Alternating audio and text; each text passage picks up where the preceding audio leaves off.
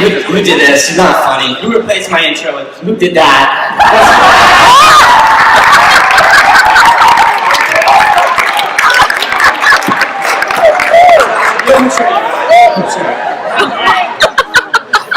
Well, you're already crying. At first glance at the senior, you'll say athletic. Yeah, attractive. Lacrosse, soccer, stylish, cool shoes. Look a little bit closer, and you start to see that the senior is, well, a little bit special. Not generic, and in no way basic. Is it that he looks like a 30-year-old who's doing really well out of grad school? But has the childish enthusiasm and giddy humor of an 8th grader? Maybe. Maybe it's the fact that his room is covered with trinkets he found on Amazon and miracle fruit berries that turn sour food sweet. Could it be that he taught himself how to pick locks or build a crossbow out of household materials? The answer is all of the above. Being around him, you're fascinated to see what idea or purchase he'll make next, how he will view a situation differently and leave you in laughter. You'll find that he's driven, hilarious, and kind. Time with him is time well spent. Please help me welcome Miles Kelly.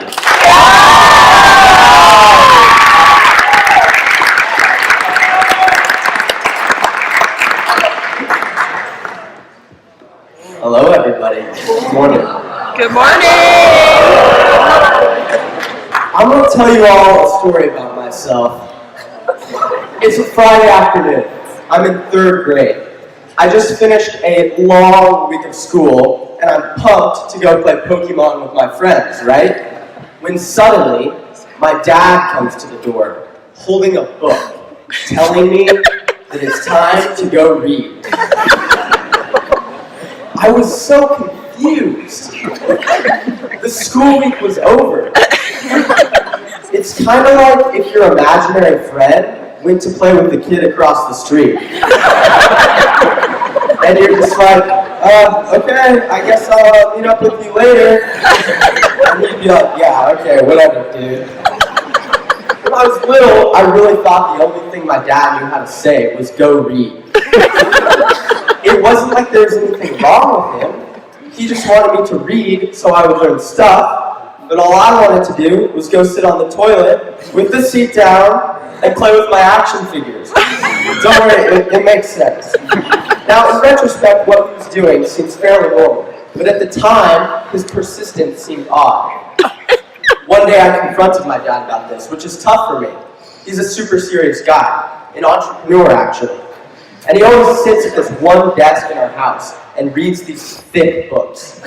My dad goes through war novels, like I go through bags of goldfish. Quickly. Aggressively. Passionately. He's just the kind of guy that knows stuff, which is intimidating for someone like me who knows, well, nothing. Because my fear when speaking with somebody that knows stuff is that it will reveal and accentuate that I know nothing. Now, obviously, I don't know nothing. Nobody knows nothing. It's just the levels of things that we know are very different, you know? My dad knows about the management of common pool resources, and I know that if I spill root beer on my laptop, it probably won't start again. And that's why he was so disappointed that I never liked to read. You know, he worked his entire life to send me to these amazing schools so I would learn stuff. And I didn't. And now, I'm making fun of him in front of the entire school.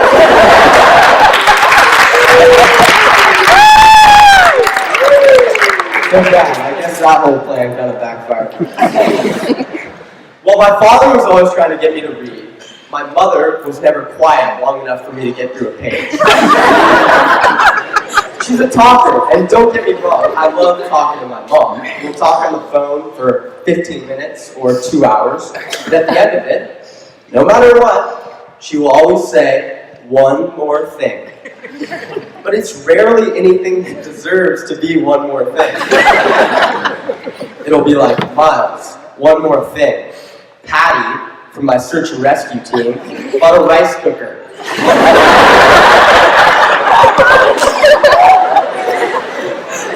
Mom, I'm not sure that deserves to be one more thing. In long division, we call that a remainder.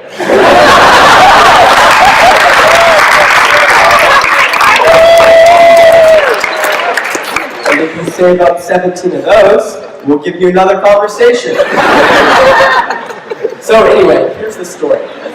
I was a terrible reader as a kid because I never liked to read. And we had these things in middle school called student reading assignments. Yeah, and so what they would do is they would post how many everyone had done on the wall, which, by the way, is a very good way to crush a child's self-esteem. I remember there was this girl in my class who finished 147 of these before I finished 2. And I distinctly remember thinking, I might be an idiot. And then I looked up at the wall, and I was like, oh yeah, I am.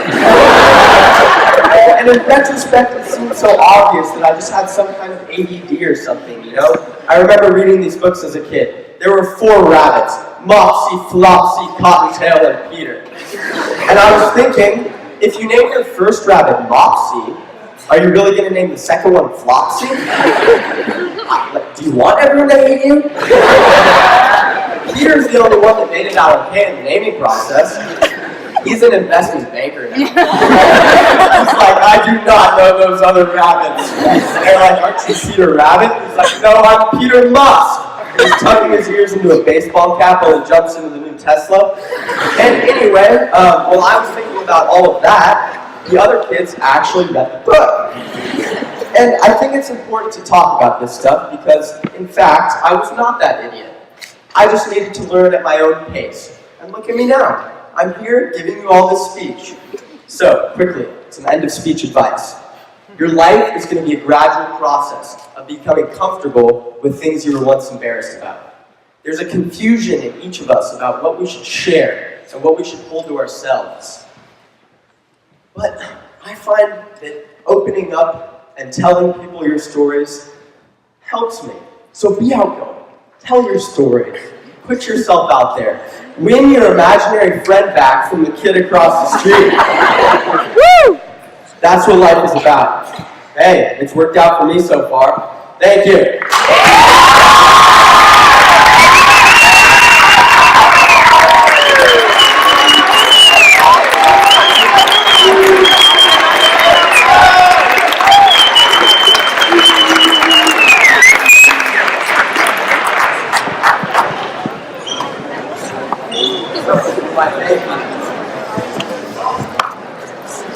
Dad, I'm sorry about the speech.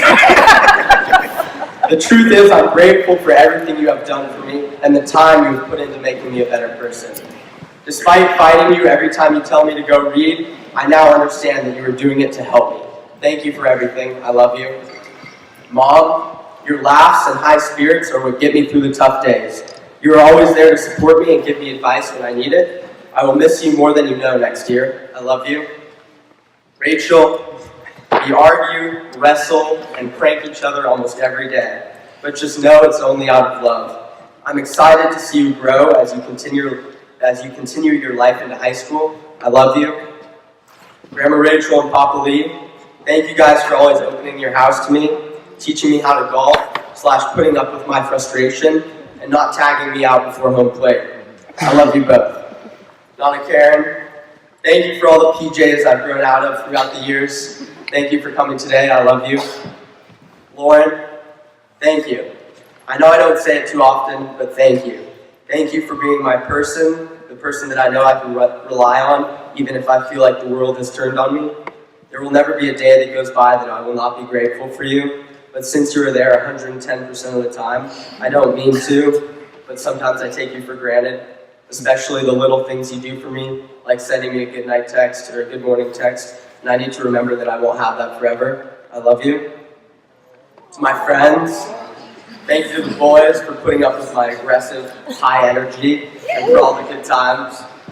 To my teachers, thank you guys for putting up with my unique learning style. You all received personal thank you notes. Josh Frechette, thank you for pushing me to my limits day after day. I know I can be lazy and often protest the 8 a.m. Saturday practices, but the truth is, once I'm out on the field, there's nowhere else that I'd rather be. We will all miss you next year, and I don't mean to be selfish, but I'm glad my senior year is your last one too.